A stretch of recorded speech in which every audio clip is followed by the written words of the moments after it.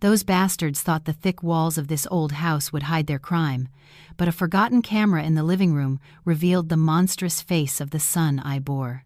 While I was at church praying with all my faith, my son and his wife committed an act of such cruelty that the former owner, upon accidentally seeing it on his screen, called me, trembling, to warn me.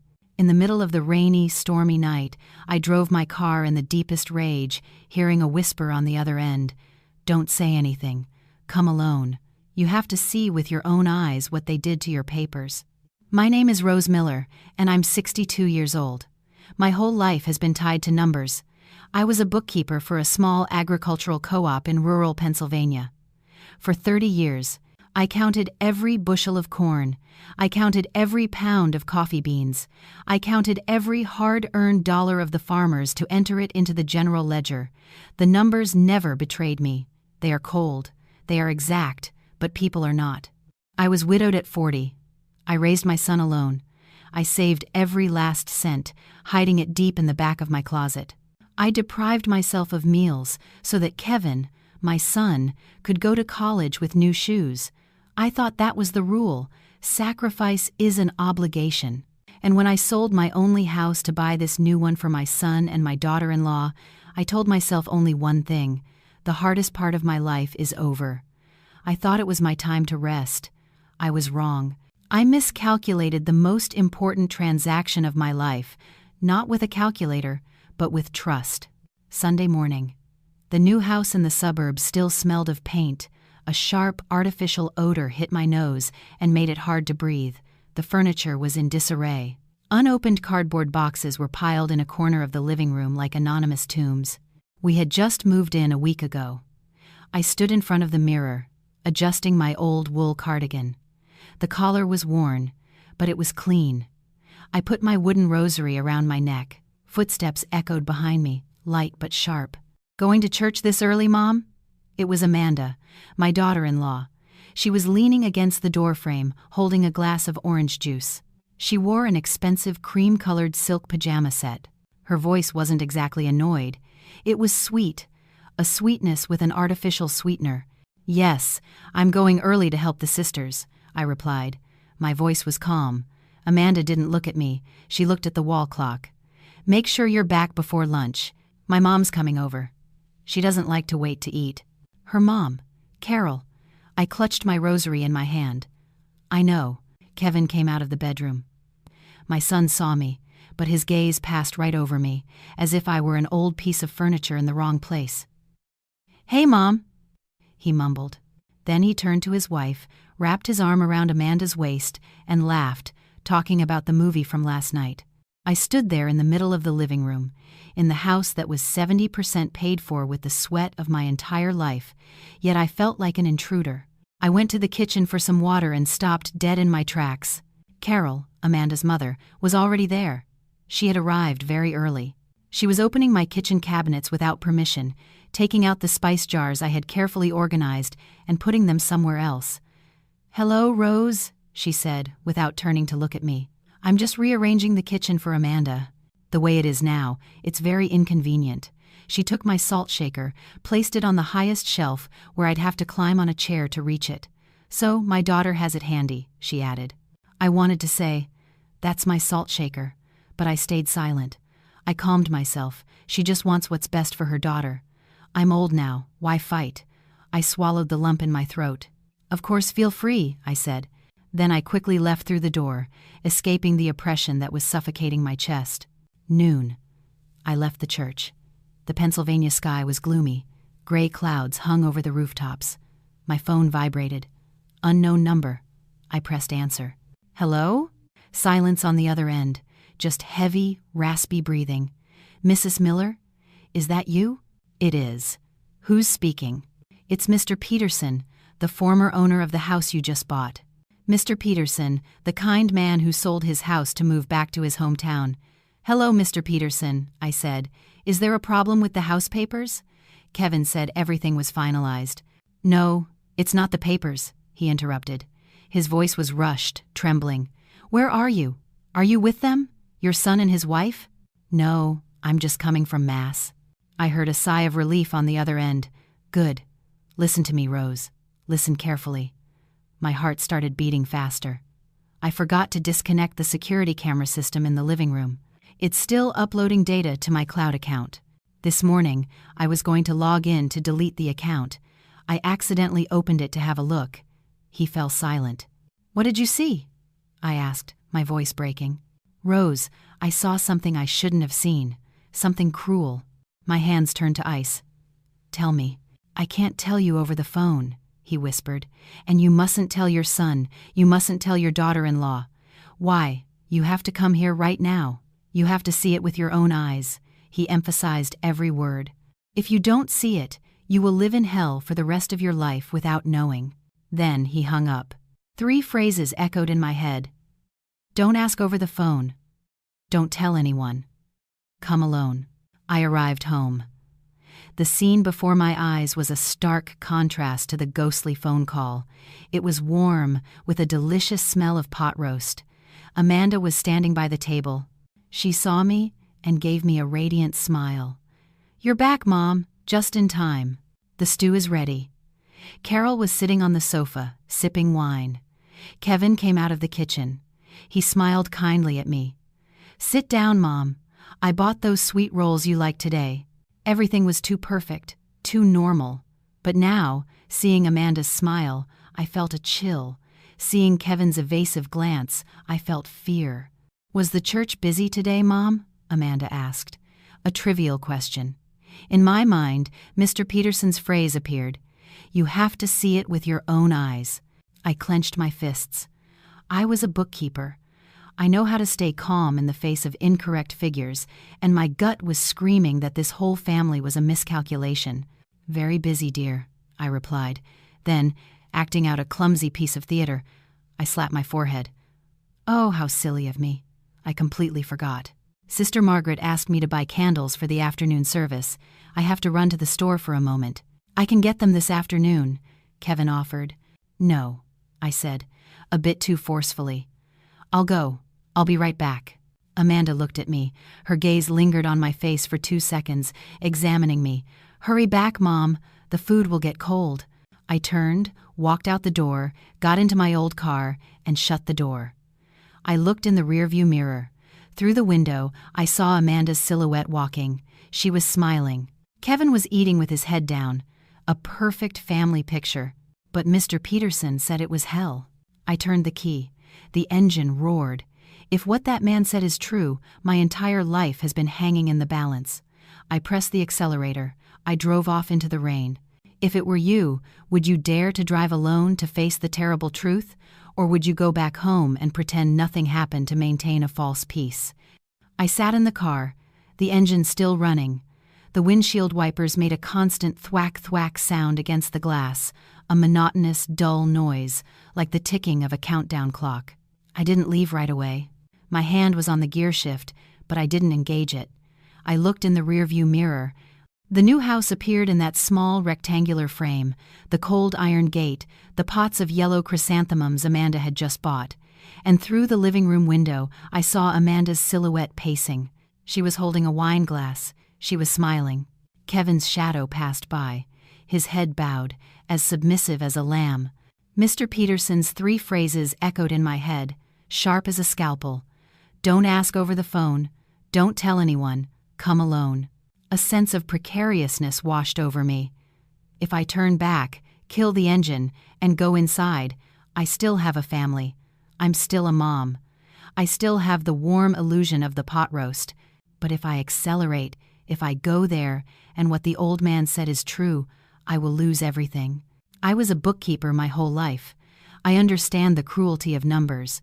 A 0 in the wrong place can destroy an entire company, but I never understood that people could calculate so coldly with their own mother. Why am I here? Why do I have to live with my son and daughter-in-law in a house that isn't in my name? The story began 2 years ago. My old house was in the town of Maple Creek. It was the only asset my husband had left me. A brick house with an orange tree in the yard and a resplendent bougainvillea. I lived there for over 30 years. Then, one night, Kevin called. His voice sounded strained. Mom, the rent in the city went up. My salary is unstable. Amanda says if we keep on like this, we'll never get ahead. I felt my heart sink. My son, the one I loved more than my own life, was suffering. Then Amanda took the phone. Her voice was as sweet as wildflower honey. "Mom, we've done the math. How about you sell the house in town? Come live with us here. We'll buy a bigger house with a private room for you. You're getting older. If you're alone, who will take care of you if you get sick? If we have a stable place, then when we have grandchildren, you can hold them and be happy." A perfect picture. 3 generations living together. I hesitated. That house was my root. If you pull up the root, how does the old tree live? But then Kevin swore, "The new house will be in my name to make the bank loan easier because you're older and they won't give it to you. But your family, you're the owner. I swear on Dad's spirit that we will never abandon you." I believed him. The day I signed the papers to sell the old house, my hand trembled so much I couldn't hold the pen. The title company office was cold. I looked at that sum of money. It wasn't money, it was my flesh and blood. I transferred the entire amount to Kevin's account, $300,000. "I'll handle it," he said. I smiled. The smile of a foolish mother who believes her sacrifice will be repaid with love. After selling the house, we didn't get the new one right away. The 3 of us had to move into a cramped, rented apartment while we waited for the new house to be finished. It was 6 months of hell on earth, or rather, a training camp Amanda designed for me. The apartment had 2 bedrooms.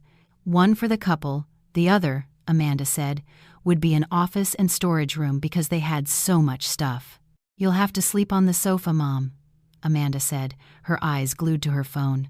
"It's just temporary. When we move into the new house, you'll have the nicest room." I nodded. Just temporary, I thought. But that sofa taught me my new place. I became a guest in my own family. Amanda started setting rules, very politely, but sharp as a razor. "Mom, at 10 p.m., we need quiet to sleep. Don't turn on the TV, please. Mom, don't cook fish anymore. The smell gets into the curtains and it bothers me." The last straw was when Amanda said, "Mom, give me your IDs and your insurance card. You leave them lying around, and if they get lost, it's a mess. I'm your daughter-in-law. I'll manage them for convenience." I gave them to her because Kevin was there. He nodded. "Give them to my wife, Mom. She's very careful." At that moment, I told myself, they're worried about me. Now that I think about it, I shudder. That wasn't concern. It was disenfranchisement. And then came the day we moved into the new house. Just a week ago. Amanda was excitedly taking pictures, recording videos for Facebook, writing syrupy captions, "New home, complete happiness." Kevin sighed with relief. "Finally, we're stable." I walked in, my heart pounding with joy. I thought about my room. I thought it would have a window overlooking the garden. But reality was a slap in the face. Amanda chose the upstairs master bedroom with a large balcony. The second room, she said, would be for the future baby and a yoga studio. She took me downstairs to a small room located right next to the laundry room and the garage. The window looked directly onto a gray concrete wall. "This room is convenient for you, Mom." Amanda smiled, a smile that didn't reach her eyes. "This way you don't have to climb stairs. It's dangerous for older people to go up and down." I stood in the middle of that room. It was half the size of my old bedroom. The sound of the washing machine whirring through the wall was clearly audible. I looked at Kevin. His head was down. He was pretending to look at his phone. That's when Carol started showing up. She would come to help clean, but really it was to cement her authority. She looked at my room and said, "It's better this tidy. Old people don't need much space." I stayed silent. Ping. The sound of a text message brought me back to the present. I'm sitting in the car. The rain started to fall harder. I opened my phone. A message from Kevin. "Mom, when you buy the candles, remember to get sugar-free milk. Amanda asked for it." I looked at the message. Normal, impassive. He didn't know his mother was sitting here with her heart about to burst from fear. He only cared about the candles and sugar-free milk for his wife. A cold anger began to seep into me. Not an explosion, but a freezing. I remembered Mr. Peterson's raspy voice. "I saw what your son and his wife did." I turned off the phone screen. I gripped the steering wheel so hard my knuckles turned white. I have closed my eyes for too long. If they really touched what they shouldn't have, if they are really calculating behind my back, this time, Rose Miller will not be silent. I took a deep breath. I turned the key. The car vibrated. The windshield wipers swept the raindrops from the glass, opening a clear view ahead. I don't know what I'm going to see, I whispered. But I know one thing. If I turn back now, I will die of old age in my own silence. I put the car in gear. The car moved forward, leaving the quiet, fake suburban street. I drove into the rain, toward the naked truth. I didn't go directly to Mr. Peterson's house. The rain was falling harder now, the drops hitting the windshield forcefully, bursting into blurry streaks. The phone vibrated again. It was a message from Kevin. "Mom, come back soon. Amanda is reheating the stew. She says you like to eat it hot." I looked at that text. Hot. A word so warm it was cruel. I turned off the phone. I sat motionless in the car for about 5 minutes, the sound of the rain enveloping me like a cocoon. Why did I turn back? Not because I feared the truth, but because I am a bookkeeper. Before drawing a conclusion about a massive loss, I need to check the receipts. I need to verify. Mr. Peterson might have seen one angle through the camera, but I needed to see the full picture. I wanted to give them one last chance. I started the engine, turned the car around, and went back to the gilded cage I had paid to build. Lunch passed in a strange atmosphere. On the surface, it was perfect. Amanda smiled, talking about the new color for the living room. Kevin nodded along. Carol sat at the head of the table, the position that should belong to the lady of the house. She cut her piece of meat slowly, with a distinguished air. But I felt the pressure. It was heavy as lead. They sat me at the corner of the table, near the kitchen entrance, the place usually reserved for children or service staff when there are guests. I ate my soup in silence. "Mom, eat less salt," Amanda said suddenly. Her voice was gentle, but her hand quickly moved the salt shaker out of my reach. "The doctor says for older people, eating salty food raises blood pressure. I worry about you." I stopped my spoon. "I know my limits," I said, trying to keep my voice steady. Carol put down her silverware. The metal hit the porcelain with a sharp clink. "Your daughter is right, Rose." She looked at me over her reading glasses. "When you get old, your sense of taste is poor. You tend to oversalt things. It's better to let the young people manage your portions. You just enjoy.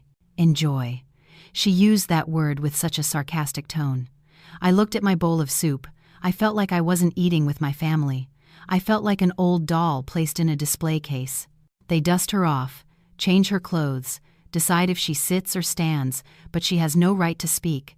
I finished the soup. It was tasteless, but I swallowed it because I needed strength for what was coming. After lunch, I excused myself, saying I was tired, and went to my room, the small room on the ground floor. I closed the door, locked it. My heart started pounding. This was the moment of verification. I knelt beside the old oak dresser. This was where I kept the most important things of my life: the empty jewelry box, the family photo album, and most importantly, a blue file folder. Inside were my retirement savings statements, the sales contract for the old house, the papers confirming I transferred $300,000 to Kevin. That was my life. I pulled the bottom drawer. It was empty. Empty. I froze. My eyes widened, staring at the dark space in the drawer. It can't be. I rummaged through the entire drawer, took out all my clothes, lifted the mattress. It was gone. The blue folder had vanished. The blood rushed to my face. My ears were ringing. I stood up. I ran out of the room. Amanda was sitting in the living room reading a magazine. Carol was dozing in the armchair. "Amanda!" I yelled. My voice was trembling a little, but loud enough. She looked up calmly. "What's the matter, Mom? Aren't you going to take a nap?" My blue file folder. I stared at her. It was in the drawer of the wooden dresser. "Where is it now?" Amanda closed the magazine. She showed no surprise at all. She smiled. "Oh, that messy pile of papers. I put it away." "You put it away?" I asked again, feeling as if someone had punched me in the chest. "Why did you put it away without asking me?" Amanda got up, walked over to me, put a hand on my shoulder. Her hand was cold. "Mom, don't be angry. I saw you left the drawer open yesterday. The papers were spilling out. It's very dangerous. We just moved in. Workers are coming and going. What if someone takes them?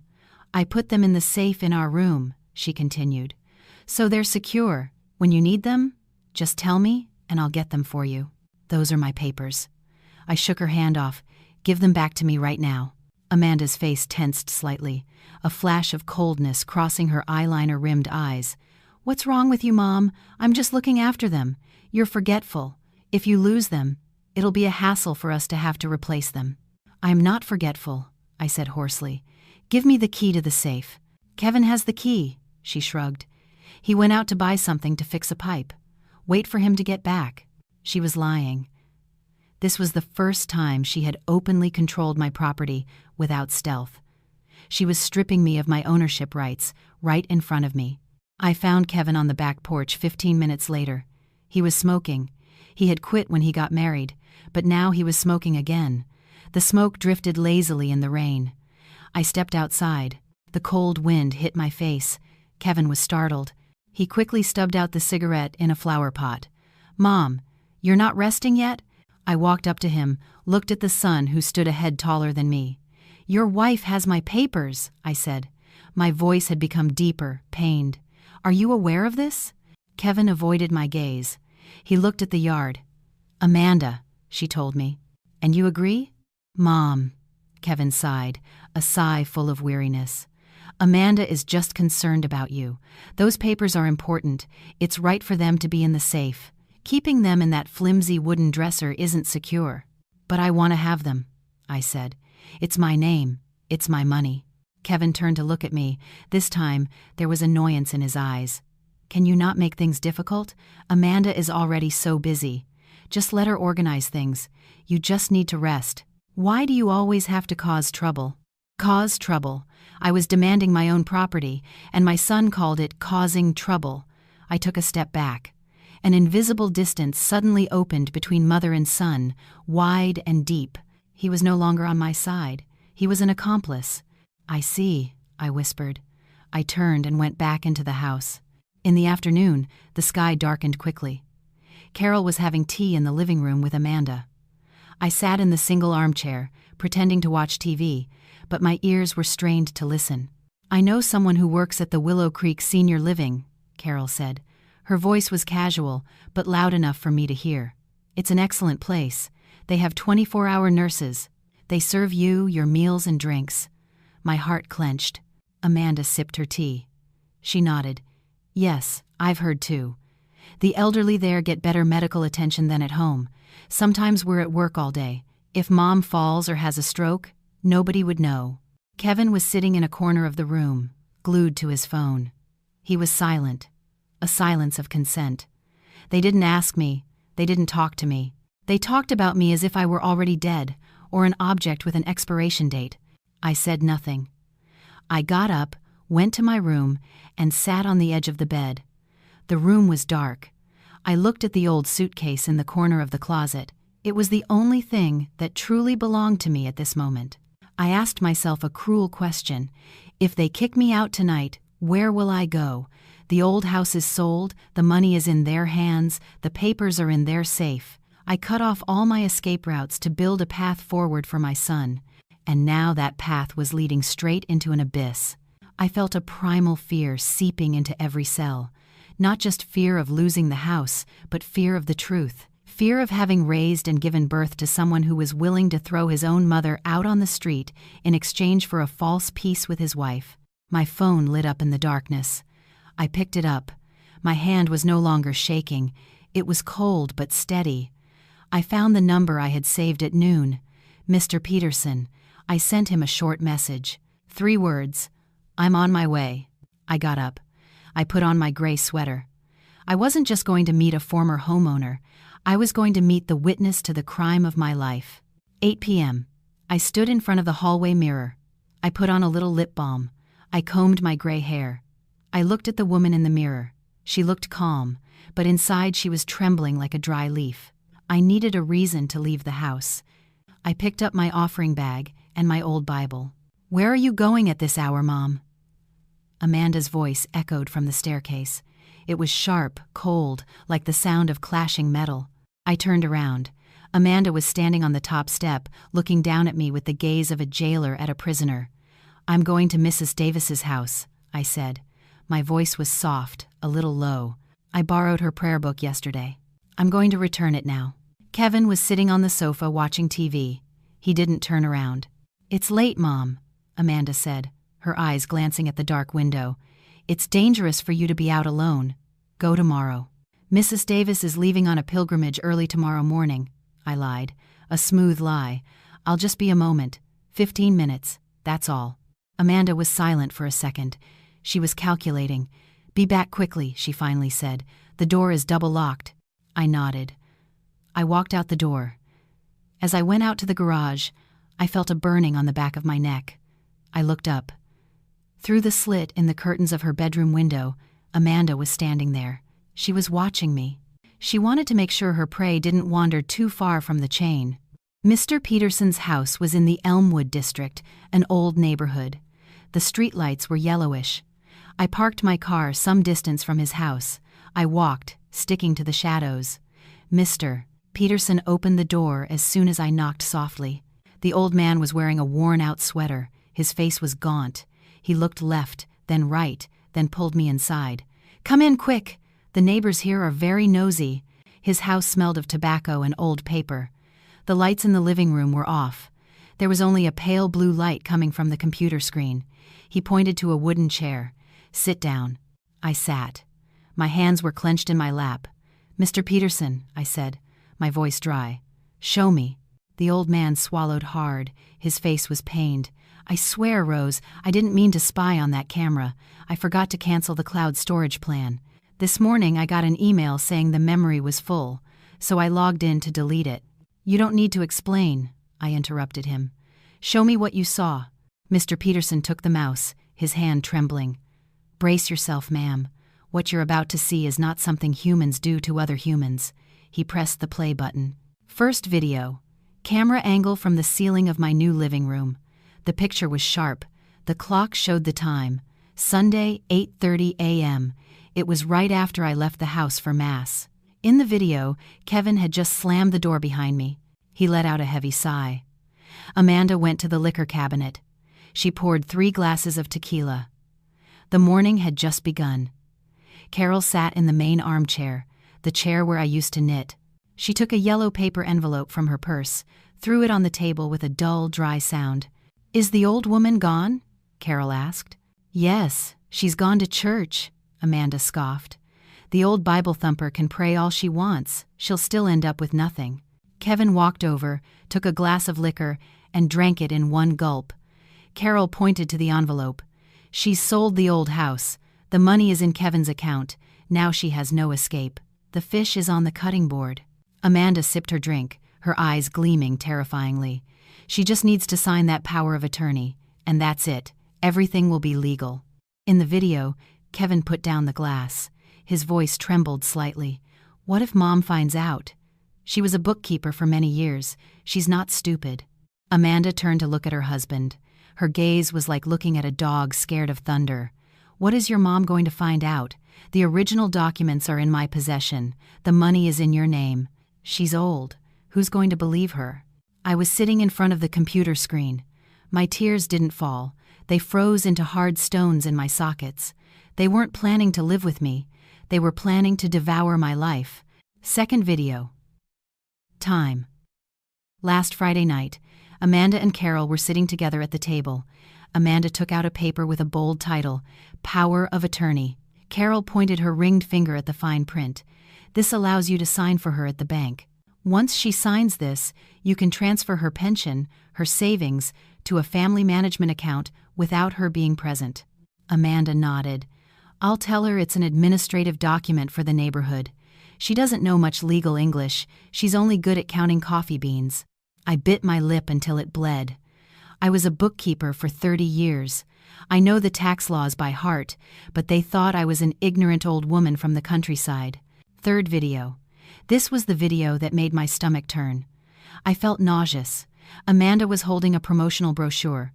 "Willow Creek Senior Living," she read aloud. Cognitive decline section. Kevin was watering a plant in the corner of the room. He turned around. Mom's not senile, is she? She's still sharp, honey. Carol laughed, a screeching laugh through the computer speakers. Sharp or not is decided by the doctor and reported by the guardian. She stood up, paced the room like a vulture. You just have to say she's forgetful. Say she panics easily. You have to build a medical history little by little. A few months will be enough to get a doctor's signature. Amanda continued, her voice icy. We put her in there. She'll be taken care of. We'll be debt-free, and we can turn the downstairs room into your gym. Kevin was silent. He stood there, the watering can in his hand. He was silent for a long time. Then he sighed. Don't go too far. Mom's feelings will be hurt. Amanda walked over, grabbed Kevin by the collar, and stared at him.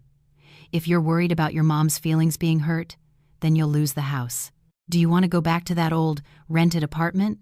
Do you want your child to be born into poverty? Kevin lowered his head. Fourth video. Time. Last night. Amanda was sitting alone, holding a white piece of paper. She was holding my pen, writing something. She wrote the letter R, then a long stroke at the end. It was my signature. Carol was behind her, leaning over to see. Almost there. The final stroke needs to be a little more curved. Amanda smiled. I've been practicing all week. If we're in a hurry, I'll just sign for her. No one will notice. I watched my daughter-in-law's hand, the hand I once held on her wedding day. Now she was practicing how to steal my identity. And then, the most painful moment came. Kevin walked by, saw his wife practicing his mother's signature. He stopped, looked at the paper. He didn't shout.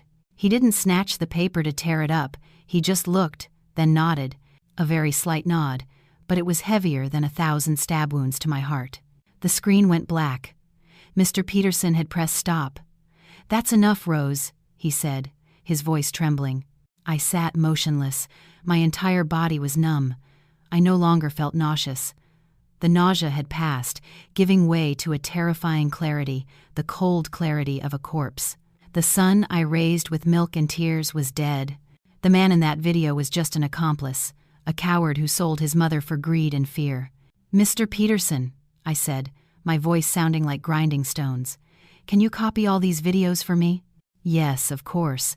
I've already downloaded them all. He took out a small black USB drive. I took the USB.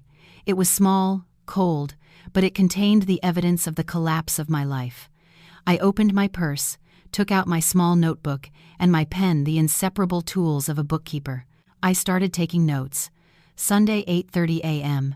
Discussion of asset stripping plan. Kevin complicit. Friday, 6:20 p.m. Plan to falsify medical history. Last night, 10:15 p.m. Forgery practice. Amanda executes. Carol instructs. My handwriting trembled on the first line, but by the third, it was straight, sharp. Thank you, Mr. Peterson. You just saved my life. I drove back home. 10 p.m. I stopped at a 24-hour convenience store. I bought a large bag of candles and a box of sweet rolls. I needed props for my performance. I arrived home. The living room light was still on. Amanda was sitting on the sofa, filing her nails. Kevin was reading the newspaper. You're back late, Mom, Amanda said without looking up. Your 15 minutes lasted almost 2 hours. I put the bag of candles on the table. I sighed, feigning the fatigue of an old woman. Mrs. Davis kept me talking for a long time, just complaining that her children don't visit her. I felt bad interrupting. Amanda stopped filing her nails. She looked at me. Her eyes were scrutinizing, looking for any sign of abnormality. I looked back at her. I smiled, a kind, resigned smile. Well, I'm going to my room. I'm very tired. Amanda narrowed her eyes, then her face relaxed. Sure, get some rest. Oh, Mom. I stopped. My heart skipped a beat. Yes, dear? About the papers today. Don't worry about it, okay? I'm just looking out for you. She was testing me. She was casting the line to see if the fish would bite. I lowered my head, feigning remorse. Yes, I know. I was a bit impulsive this afternoon. I'm sorry, dear. If you think it's best, you take care of it for me. Amanda smiled. This time, it was a triumphant smile. See, Mom? Isn't it better to think that way? I went to my room, closed the door. I didn't turn on the light. I hid the USB drive in my empty box of heart pills. I pushed it deep into the back of my underwear drawer. I put my notebook between the pages of the Bible. I sat on the bed. I didn't sleep. My ears listened for every movement in this house. 11 p.m. I heard footsteps upstairs, and then a familiar sound. The sound of a printer, then the rustling of paper. I remembered the video. She just needs to sign that, and it's done. They were printing the documents. They were preparing for tomorrow's performance. They thought I had given up. They thought the fish was lying still on the cutting board, waiting for the knife. I gripped the edge of the bed with my hands. Keep printing, I thought. Print it out, so that later I can use that very same paper to throw you out of my life. It had begun. This war was no longer a hypothesis. Tomorrow morning, they would put that paper in front of me, and I would have to sign. But I wouldn't sign with ink. I would sign with a trap. The next morning, the house was silent, a deathly silence. I woke up at 5:30, an old person's habit, but today I lay still, staring at the ceiling. I was rehearsing the greatest role of my life. I left the room. A delicious smell hit me. The smell of pancakes and bacon, of fried eggs, of coffee with cinnamon. Amanda was in the kitchen, wearing an apron, her hair tied back. She saw me and turned. "Good morning, Mom." Her voice was sweet, so sweet it sent shivers down my spine, like the bitter aftertaste of sweetener that lingers in your throat. She pulled out a chair for me. "I made your favorite today. Sit down. Eat it while it's hot, so it tastes good." Carol was also there, wearing a gaudy floral dress, sipping tea. Her face was as cheerful as if there had been no dark plans last night. "You're awake, Rose. Eat up. Amanda got up early to cook for you." I sat down. I looked at the plate of food, fluffy pancakes drenched in syrup, the dish of family ties. But today, it looked like a condemned prisoner's last meal. Kevin passed through the kitchen, dressed in formal office attire. He didn't dare look at me. He hastily grabbed a piece of toast. "I'm heading to work." "Kevin!" I called out. He stopped in his tracks, his shoulders stiff. "Come home early," I said. He nodded quickly, then rushed out the door as if he were being chased. My phone vibrated. A message from Kevin. "Mom, stay home today. Amanda will take you to sort out some paperwork to get it finished. Leaving it for too long is a problem." I finished reading. A chill ran down my spine. So, it had begun. 9 a.m. Amanda dressed elegantly, putting on strong perfume. "Get changed, Mom. We're going to stop by the notary's office for a moment." I feigned surprise. "The notary again? I thought everything was done." Amanda smiled, gently stroking my arm. "Not yet, Mom. There's still the residency confirmation form and a few little things. It'll be quick. If we don't go, the IRS will fine us." The IRS. She knew that's what I feared most, owing the government. She attacked the weak point of an old bookkeeper. Carol stood up. "I'll go with you to keep you company. I can stop by the market for some flowers on the way." They cornered me in the middle. In the car, Amanda played soft music. "Mom, give me your phone so I can charge it," she said, holding out her hand. "Your battery is low, see?" I looked at the battery bar. It was at 80%. But I gave it to her. I needed to be obedient. "Take it," I said. Amanda put my phone in her purse. I lost contact with the world. Notary office number 4. Cold. The air conditioning hummed. It smelled of paper and ink and money. It wasn't the normal reception desk. Amanda took me directly to a private office. It seemed she had made an appointment and greased some palms. The notary was a middle-aged, bald man wearing thick glasses. On the table, there was already a file folder. It wasn't a residency confirmation. I glanced at the titles of the papers. My eyes blurred, but my brain registered every word with precision. Comprehensive power of attorney, allowing management of bank accounts, transfer of real estate, legal representation, and another paper underneath. Medical authorization. Amanda pushed the pen towards me. "Mom, sign here and here." I took the pen. My hand was really shaking. I didn't need to act. "This is a lot," I murmured. "Why a power of attorney? I can still go to the bank myself." Amanda leaned close to my ear. The smell of her perfume made me nauseous. Sign it, Mom. You're old now. Why go out in the sun and get tired? Let me do it for you quickly. Don't you trust me? But I want to read it. Carol gently tapped the table. Why read it and strain your eyes? It's all legal jargon. Just sign quickly. People have work to do. The notary looked at his watch, showing impatience. Mrs. Miller, this is a standard procedure for the elderly, so their children can take care of them. I looked at him. He was also part of this setup.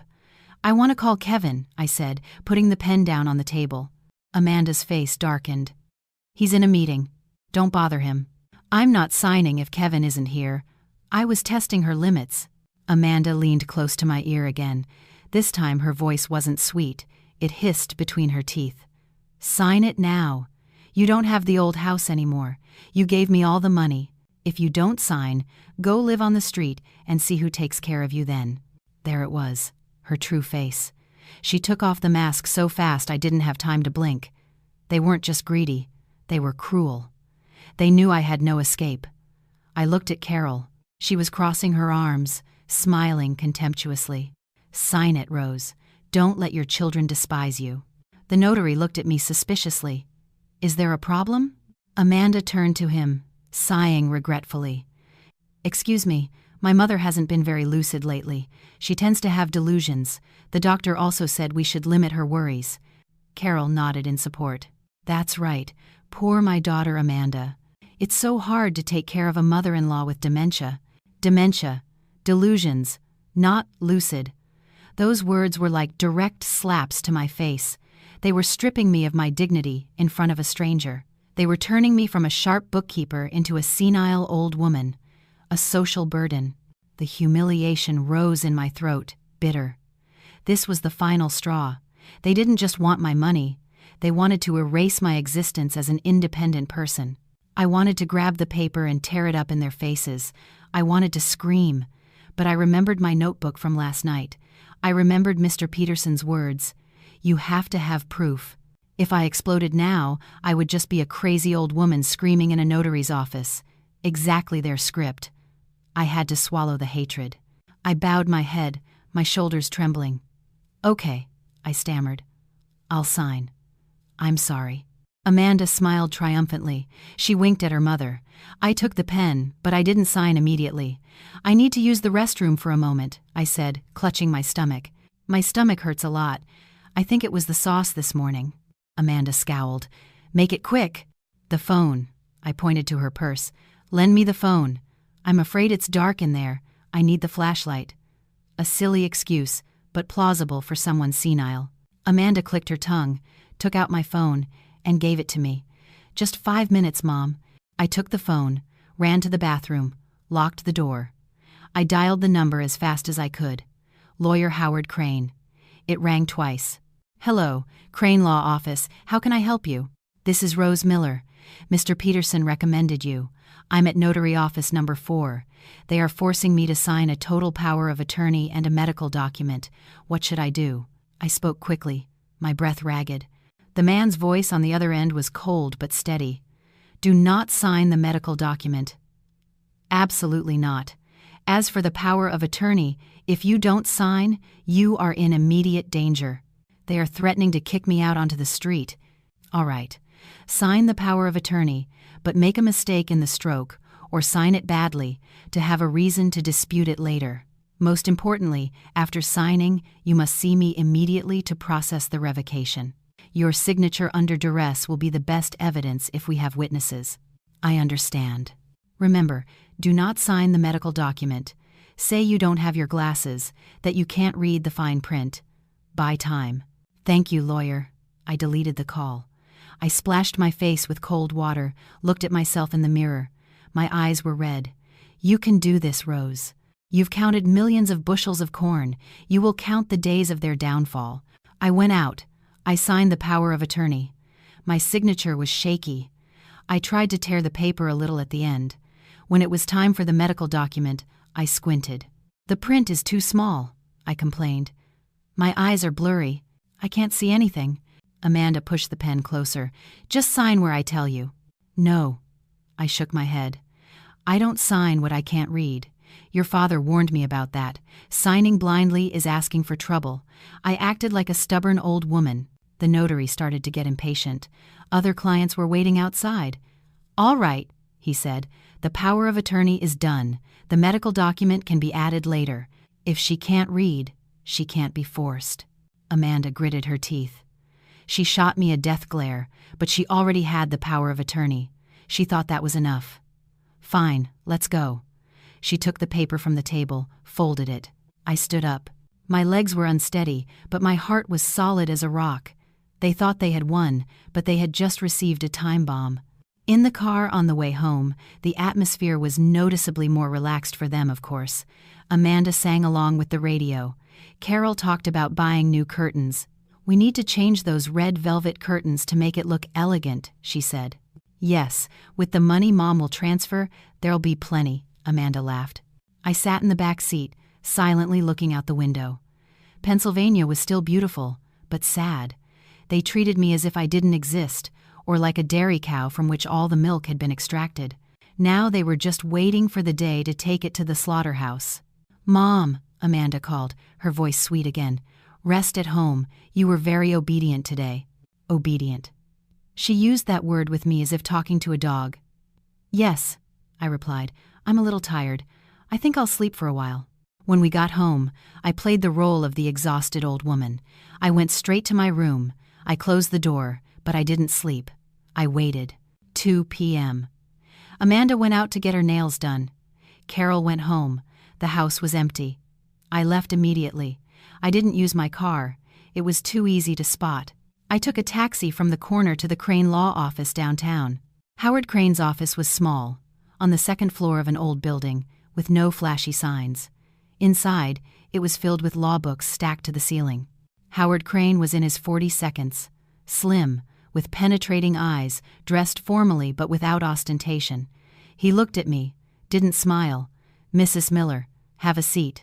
I put Mr. Peterson's USB drive on the table, and my notebook too. I need you to help me get my life back. Howard plugged the USB into the computer, quickly reviewed the videos. His expression didn't change, but his brow furrowed. Abuse of trust, he said, his voice clear. Elder fraud, and coercion to sign legal documents. He looked at me. I signed the power of attorney this morning, but I signed worse than usual, and I signed while I was incommunicado from my phone. Good. We will file a petition with the court to declare that document null and void, but not now. Why? I asked impatiently. They could take all my money right now. If you sue now, they will say you did it voluntarily. They have witnesses at the notary bribed and her mother. You will lose. Howard leaned forward. We need them to commit the criminal act. We need them to use that paper to strip you of your assets. At that moment, the trap will close. You mean I have to let them take the money? No. You will go to the bank right now as the account holder. Request a statement of account. And most importantly, register for transaction notification service via text message. Text message.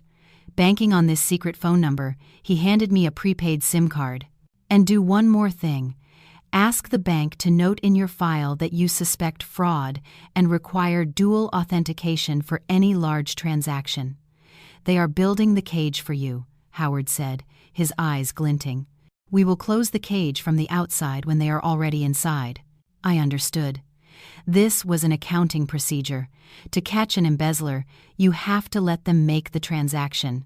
I went to the bank. I did everything Howard instructed. I requested the statement for the last 6 months. I discovered a strange transfer, $500 to a spa. The beneficiary's name was a friend of Amanda's. I shuddered. It was my retirement savings. I clutched the statement, didn't make a scene. I put it in my new notebook, the Ledger of Vengeance. I asked the bank staff to install the highest security. If someone uses a power of attorney to make a transaction, let them process it, but delay the transfer order and notify me, I said. The employee looked at me surprised, but nodded. I got home before Amanda returned. I went back to my role as the resigned mother. 5 p.m. Amanda returned, humming happily. I was in the kitchen, cleaning vegetables. You're back. Your nails are pretty. I complimented her. Amanda held out her hand. Aren't they, Mom? This color is in fashion. I looked at that hand, the hand that had signed my pain. "Amanda," I said, my voice hesitant. "I thought about it today at the notary's. I see you were right." Amanda stopped, looked at me. "Yes, I'm getting old. My eyes are failing. My hand shakes. Keeping those property and savings papers worries me. How about I also give you the deeds to the farmland in town for you to keep?" Amanda's eyes lit up like car headlights. "Really, Mom? You still have land in town?" "2 small plots, rented out for farming. I was thinking of keeping them, but well, I'll leave them for you to manage, to make it easier." I was casting the bait, a juicy morsel to make her confident, to make her think I had completely given up. "Yes, I'll keep them. I'll put them in the safe. Absolute security." Her voice trembled with excitement. "Let me look for the papers this weekend. I hid them so well I even forgot where." Amanda hugged me. "You're the best. Tonight, I'll tell Kevin we should go out to dinner at a restaurant." I let her hug me. The hug was cold. I looked over her shoulder at the kitchen shelf. My old phone was there, face down. The recording mode was on. It had recorded all of Amanda's excited greed. Dinner that night was at a fancy restaurant. Kevin seemed surprised by his wife's cheerful attitude. "Mom agreed today to give me all her papers to manage," Amanda boasted, stroking her wine glass. Kevin turned to look at me. His gaze was complex, a little relieved, a little tormented. "Mom, are you sure?" I cut a piece of steak. The meat was red. "Of course, son. I trust both of you. I just need a place to rest in my old age." Carol sat opposite, smiling. "That's the spirit, Rose. Why do old people want to hold on to things? You can't take them with you when you die." I smiled. "True. When I die, I can't take them with me. But while I'm alive, things need to be clear." My sentence made the atmosphere tense for a second, but they were too drunk on their victory to notice the irony. That night, back home, I lay in bed. I opened my notebook. Evidence no. 1. Camera video. Ready. Evidence no. 2. Coerced power of attorney. I have the copy. Evidence no. 3. Bank statement with fraudulent transactions. Ready. Evidence no. 4. Audio file of Amanda's greed. Ready. I was only missing one more thing. A criminal act caught in the act, and I knew it was coming. I heard Amanda talking on the phone in the next room. Either the wall wasn't well insulated or the night was too quiet. "Go to the bank early tomorrow. Use that power of attorney to transfer all her savings to our account." She's already agreed. Yes, do it quickly before she changes her mind. My heart pounded. Tomorrow they would act. Tomorrow. I sent a message to Howard. "Tomorrow, downtown branch of the bank, 9 a.m. Howard replied immediately.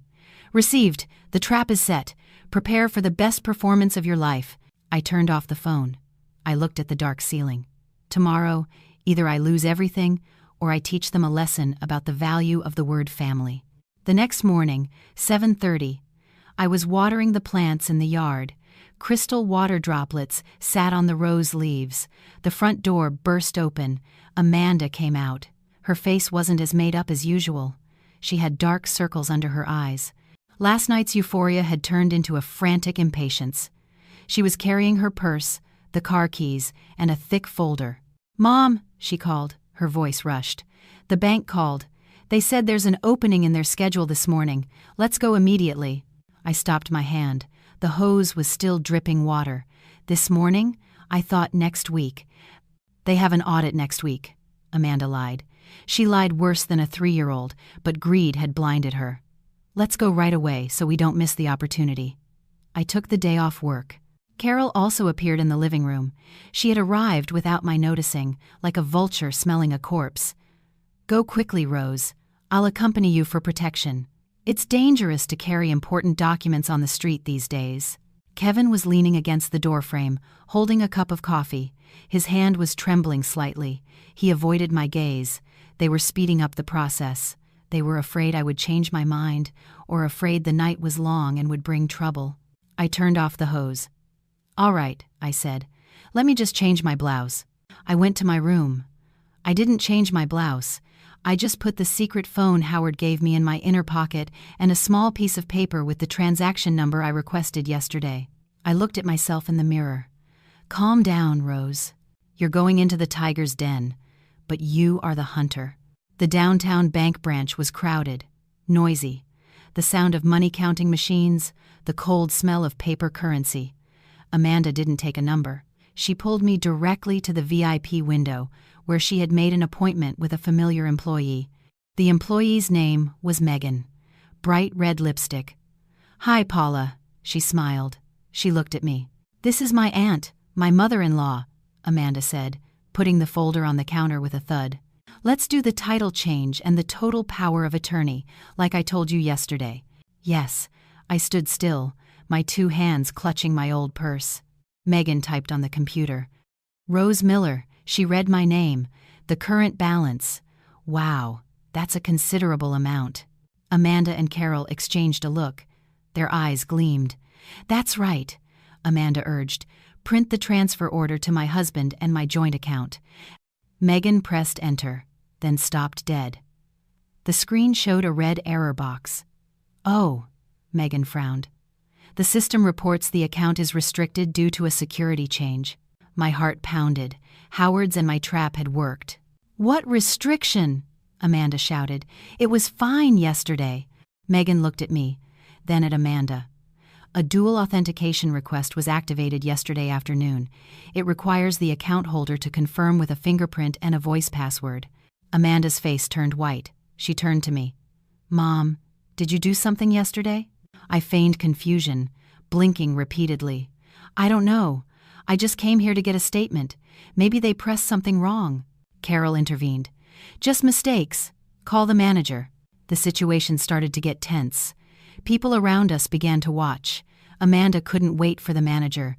She took out the power of attorney I had signed yesterday at the notary's. "Here it is." She slapped the paper on the glass.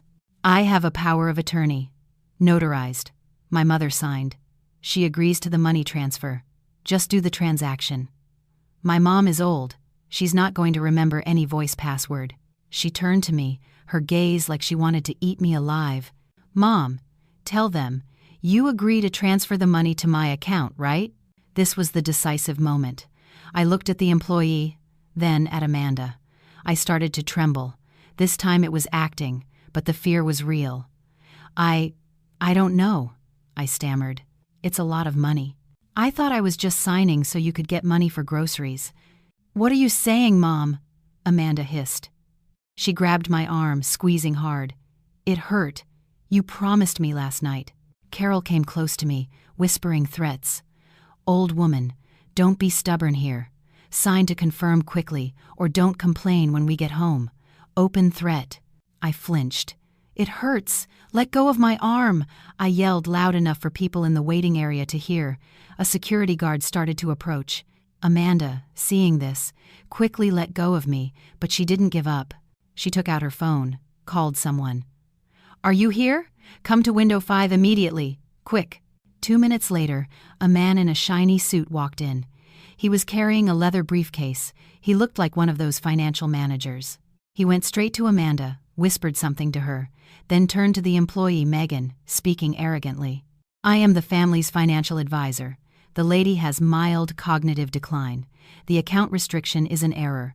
We demand the transaction be executed according to the legal power of attorney." Amanda immediately added, "That's right, my mom is getting senile. Sometimes she remembers, sometimes she forgets. Leaving the money in her account is very dangerous. She might accidentally transfer it to a stranger." Cognitive decline. They used the same trick, humiliating me in public. The employee Megan was confused. She looked at me with pity. "Ma'am, do you confirm?" I looked at the strange man, at Amanda, at Carol. They formed a wall surrounding me. I took a deep breath. "I want to go to the bathroom," I said. "I feel dizzy." "The bathroom again!" Amanda screamed. She had lost control. "Sign now, and then you can go wherever you want." "Miss," an older man sitting in the waiting area raised his voice. "Why are you yelling at your mother like that?" Amanda turned to glare at him. "This is my family's business. Stay out of it." Taking advantage of the commotion, I backed away. "I need to see the manager," I said loudly, with more force than my previous trembling. "I don't understand why my daughter wants to take all my money." That sentence was like a bomb exploding in the bank. All transactions stopped. The branch manager, a serious man, came out. "What is going on here?" Amanda paled. Her plan for a quick strike had crumbled. The financial manager, seeing the manager, backed away, fearing trouble.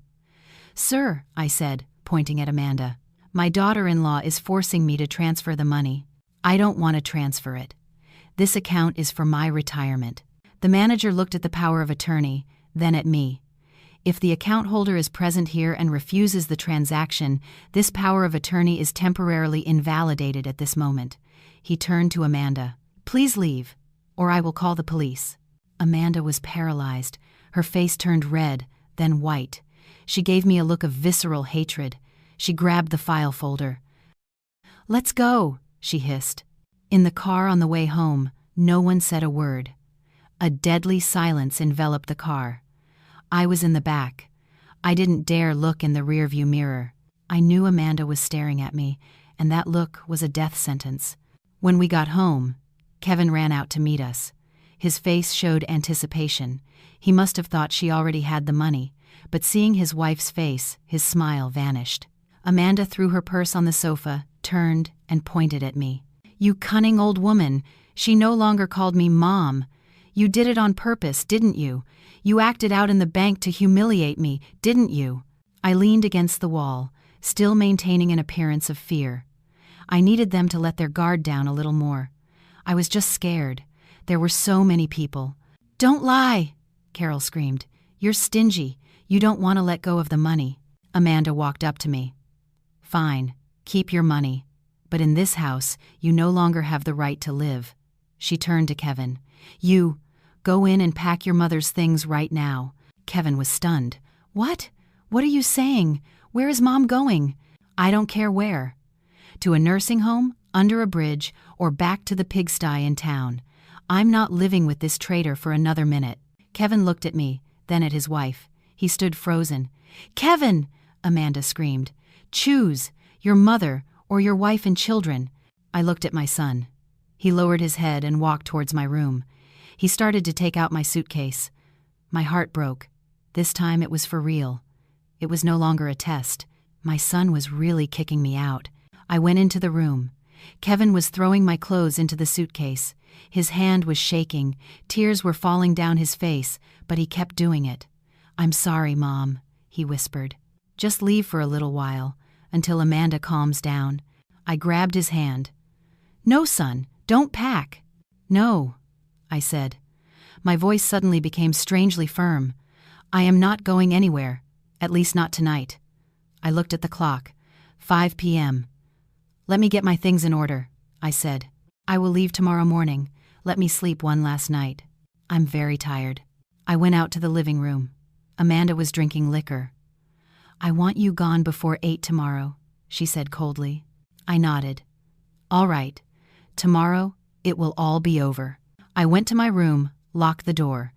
I sent a message to Howard. They ordered me to leave. Kevin agreed. "Tomorrow at 8 a.m., Howard replied immediately. "Excellent. The act of abuse is complete. I will be there with the court officer tomorrow morning. Prepare the stage." I looked at the ceiling. Tomorrow was Judgment Day. That night was the longest of my life. I heard Amanda and Carol laughing and talking in the living room until late, celebrating prematurely. They thought they had gotten rid of the burden. Kevin slept on the sofa. I heard his uneven breathing, now and then a suppressed sob. But that sob could no longer save his soul. 5 a.m. I got up, took a shower, put on my best suit, the black pantsuit I wore when I received an award for outstanding work at the co-op. I combed my hair carefully. I didn't pack my clothes in the suitcase. I took all of Kevin's clothes out of my closet. He had left some old suits. I threw them into the hallway. I put my laptop on the living room table. I connected it to the large screen TV with an HDMI cable. I hid the laptop behind the large vase. 6 a.m. I opened the front door. I called Mrs. Davis, my friend from church. "Eleanor, please come get the candles. I'm tired today and won't be able to go to Mass. Come have some tea while you're here. I have something to tell you." Eleanor agreed immediately. She is an enthusiastic person, and most importantly, she's the radio of this whole neighborhood. 7 a.m. The family woke up. Amanda came downstairs. Seeing me sitting in the living room drinking tea with the unpacked suitcase, she frowned. "You haven't left yet?" I said at 8. I put down the teacup. "I'm waiting for a friend to pick something up. After she leaves, I'll leave." "Hurry up," Amanda said with a flick of her head. "Don't try to buy time." Carol also came out in her pajamas, looking sleepy but full of satisfaction. Kevin was the last. His eyes were swollen. 7:15. The doorbell rang. Mrs. Davis arrived. Amanda was startled. She quickly fixed her hair, put on a fake smile. She didn't want a stranger to see her kicking out her mother-in-law. "Hello, Eleanor," Amanda said sweetly. "Come in." Eleanor entered cheerfully. "Hello, everyone. Rose, are you all right?" I stood up, leaning on the chair, feigning weakness. "I'm so-so." "Sit down, Eleanor." I looked at Amanda. "Amanda, could you bring me the box of candles, please?" Amanda gritted her teeth, but in front of a guest, she had to act. She went to the kitchen. At that moment, I began to release the truth. "Eleanor," I said, my voice trembling, tears welling up, "I think this is the last time I'll see you. In a little while, I have to leave." Eleanor was shocked. "Leave? You just moved in." "My children," I looked at Kevin, "they want me to go to a nursing home or go back to town. This house is too small, and I'm a burden." "What?" Eleanor exclaimed. "Kevin, is that true? Your mother sold her house to buy this for you." Kevin lowered his head. Amanda ran out of the kitchen. She couldn't act anymore. Rage made her lose her mind. "Eleanor, don't listen to this senile old woman. She's delusional. We're just concerned about her." She turned to me, forgetting Eleanor was there. "You lying old woman. You're trying to embarrass me in front of the neighbors. Sign this paper and then go wherever you want." She took out the voluntary departure agreement she had prepared last night. "Sign here. Confirm you are leaving of your own free will with no property disputes. After you sign, I'll give you money for your bus ticket." Carol also joined in. "Sign it quickly, Rose. Don't make your children have to use force. Then you'll say they are bad children." Eleanor was speechless. She saw the naked cruelty with her own eyes. "My God, how can you people—" "Shut up," Amanda screamed at Eleanor. "This is a family matter." Just then, 7:30, the doorbell rang again. This time a long, loud ring. Kevin opened the door. Standing at the door was Howard Crane, dressed in a black suit with a briefcase in hand. And with him were 2 police officers and a court officer. Kevin stumbled back, pale as death. Howard walked straight into the living room. The atmosphere froze. The paper fell from Amanda's hand. Who gave you permission to enter?" she stammered. Howard didn't answer her. He walked up to me. "Mrs. Rose Miller," he said loudly, clearly, "I am your legal representative. We have come to execute an emergency court order." "What order?" Carol shrieked. "She's crazy. She has no right to hire a lawyer." Howard took out a document with red seals. Order to freeze all assets related to Mrs. Miller. Restraining order and temporary eviction order for the individuals who have committed elder abuse in this very house. "This house is in my husband's name," Amanda screamed. "It is in your husband's name, but the money is Mrs. Miller's," Howard replied coldly, "and we have proof that you attempted to defraud and dispossess her." "Proof? Don't lie!" Amanda was still trying to argue. I stood up. I was no longer trembling. I went to the vase, took out the laptop, and took the TV remote. "The proof is right here," I said, my voice ringing out as clear as a judge's gavel. I pressed play. The 65-inch TV screen lit up. Video 1, the scene of Amanda mocking on Sunday morning. She just needs to sign that, and it's done. The old Bible thumper can pray all she wants, she'll still end up with nothing. The whole room fell silent, only the sound from the TV echoing. Mrs. Davis covered her mouth. Kevin stared at the screen, then at his wife. Video 2, the scene with Carol. Take her to the nursing home. Say she's forgetful, that she panics easily. Video 3, the scene of Amanda practicing my signature. I've been practicing all week. If we're in a hurry, I'll just sign for her. No one will notice. And finally, Video 4, the scene of Kevin nodding as he watched his wife practice forging his mother's signature. The video ended. The screen went dark, but the truth was exposed, bright and cruel. Amanda collapsed onto the sofa. She could no longer deny it. Her voice, her image, too clear. Carol was trembling, leaning against the wall. Kevin knelt on the floor, covering his head. I walked to the center of the room. I stared at Amanda. You called me delusional? I threw my medical history folder from a secret checkup I had last week on Mr. Peterson's advice to prove my legal capacity onto the table. I am completely lucid. The doctor confirmed my nerves are better than yours. I turned to Kevin. This was the most painful moment. Kevin, I called him. He looked up, his eyes filled with tears. I sold my house for you. I deprived myself of meals for you. And you really planned to put me in a nursing home? The question was soft, but it had the power of an atomic bomb. I'm sorry. I was wrong, Kevin sobbed, the cry of a lost child, but it was too late for comfort. Amanda suddenly jumped up, lunging at me like a cornered animal. You set me up. The two police officers immediately restrained her. Handcuffs clicked around her thin wrists, full of gold bracelets. Mrs. Amanda Miller, you are temporarily detained for threatening behavior and possible document forgery, the officer said. Carol screamed, trying to intervene, but was held back. Howard looked at me, nodded. Mrs. Miller, how do you wish to proceed? I looked at the messy room. I saw my daughter-in-law screaming as she was led away. I saw my weak son kneeling at my feet. I spoke, word by word, slowly. I want Carol to leave my house immediately, forbidden to return. I want my son to stay here so he can see the consequences of his cowardice. Mrs. Davis stood up, came to me, put her hand on my shoulder. You did the right thing, Rose. God bless you. The police took Amanda to the car. Carol followed timidly. Screams and curses could be heard, but no one cared. The door closed. In the room, only I, Kevin, Howard, and the silence of ashes remained. I looked up at the ceiling where the camera used to be.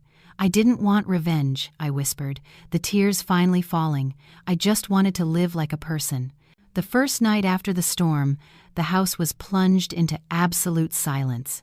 There was no more noise from the television, no more of Amanda's boisterous laughter on the phone, no sound of her heels clicking on the floor, only the constant, impassive ticking of the wall clock. I sat on the living room sofa, where the trial of my life had taken place this morning. I looked at the ceiling where the old camera had been. Only a small black hole remained.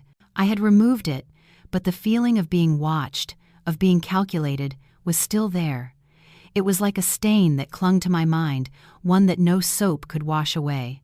Kevin didn't go to the master bedroom. He didn't dare lie on the bed where he and Amanda had planned to put me in a nursing home. He was curled up on the rug in the corner. He didn't sleep. I heard his ragged breathing, and now and then, a suppressed sob. I didn't go to cover him. Before, I would have. I would have hugged him, saying, "It's okay, son. Mom's here." But today, I sat still. I drank tea. The tea was cold, bitter. I realized something cruel. I had recovered my assets, recovered my right to be a person, but I hadn't recovered my heart. It was broken. The next morning, lawyer Howard Crane arrived very early, bringing the cold air of the law into the house. We sat at the dining table. Kevin sat in a distant corner with his head down. "Here's the situation," Howard said, opening his briefcase, his voice clear. "The court has accepted the emergency petition. The freeze order on Kevin and Amanda's joint account is now in effect." He looked at Kevin with penetrating eyes. "Kevin, do you know how much money your wife transferred from that account in the last 2 months?" Kevin shook his head. "Over $20,000, Howard read the figure. "For spa accounts, luxury purchases, and transfers to Mrs. Carroll." I heard the number. I wasn't surprised. I was a bookkeeper. I had sensed the deficit, but hearing the confirmation still hurt. It was the money from the sweat of my entire life. "Currently," Howard continued, "Amanda is temporarily detained for investigation into document forgery and abuse. She will be released soon, but her finances have been cut off. All supplementary credit cards are blocked." "And Carol?" I asked.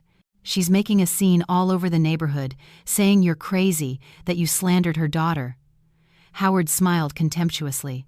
"But I sent the video evidence to the church priest and the neighborhood association president. Nobody believes her anymore. She's socially isolated. Social consequences. That was the highest price for those who live by appearances."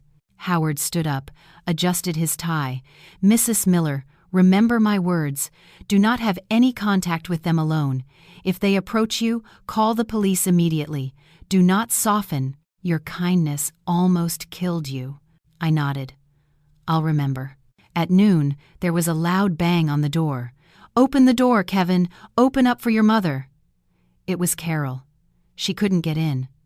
I had changed the gate lock that very morning. Kevin tried to get up. "Stay put," I ordered. My voice wasn't loud, but it was firm enough to keep him glued to his chair. I went to the window, didn't open the door, just pulled the curtain back a little. Carol was standing in the sun, sweating. Her smudged makeup made her look more pathetic than ever. "Rose, what are you doing? Are you trying to steal my son-in-law? Give me back my Amanda." I picked up the phone, called the neighborhood security gate. "There is a person causing a disturbance outside my house. Please handle it." 5 minutes later, the guards arrived. They invited Carol to leave. She screamed, she cursed, but was eventually led away. I watched through the slit in the curtain. I felt a little bit of satisfaction, but mostly sadness. Why do people have to treat each other so cruelly? Kevin was still sitting there, like a lost soul. It wasn't until the afternoon that he dared to speak. "Mom." His voice was hoarse. "I was cleaning the kitchen shelf. I didn't turn around. What do you want? Can I talk to you?" I stopped my hand, put the cloth on the counter. I pulled up a chair and sat opposite him. The distance between mother and son was only the wooden table, but it felt like 2 oceans. "Speak." Kevin didn't dare look at me. He looked at his wringing hands. "I was wrong. I know I was wrong." "An apology is worthless at this point, Kevin," I said coldly. "I want to know why. Why did you nod when your wife was practicing my signature? Why did you stay silent when they were planning to put me in a nursing home?"